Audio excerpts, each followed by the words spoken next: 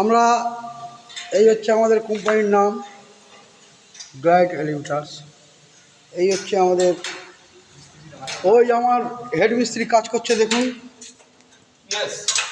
প্রসেনজিৎ ঢালি কাজ করছে, কার অ্যাঙ্কারিং হচ্ছে। এই যে গাড়ির হেডার লাগানো হলো, আমাদের গাড়ির হেডার ভিটু।